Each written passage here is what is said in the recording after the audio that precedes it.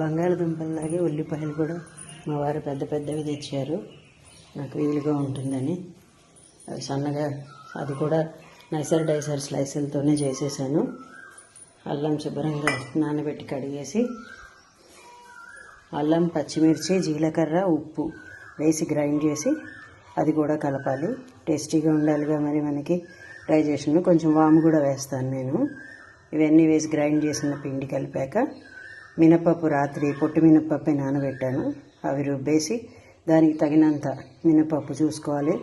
అవి దాదాపు 2 కిలోల ఉల్లిపాయలు అయి ఉంటాయేమో. ఒక గ్లాస్ మినపప్పు కేవలం ఆ ఉల్లిపాయలన్నీ అతికి ఒక వడియంలాగా ఉండడం కోసమే.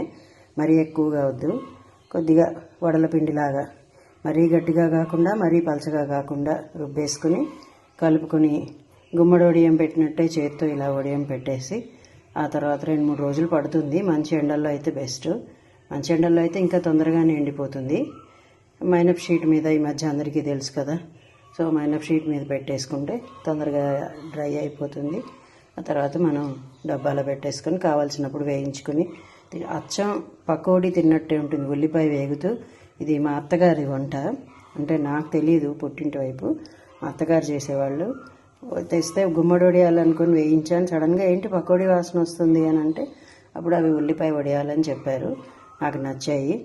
సరే చేద్దాం, మన వాళ్ళందరికీ చూపిద్దామని ఇంద్రధనుసు ఛానల్ నుంచి మీ అరుణా చామర్తి మరో రెసిపీతో మీ ముందుకు వచ్చింది. ఇలా షీట్ మీద ఎండిన తర్వాత తిరిగేసి ఇట్లాగా దీనిలో పెట్టి ఎండకు పెడుతున్నాం. పూర్తిగా గలగలాడేటందాక వేయించుకొని పప్పు పులుసు వేటికైనా బాగానే ఉంటుంది.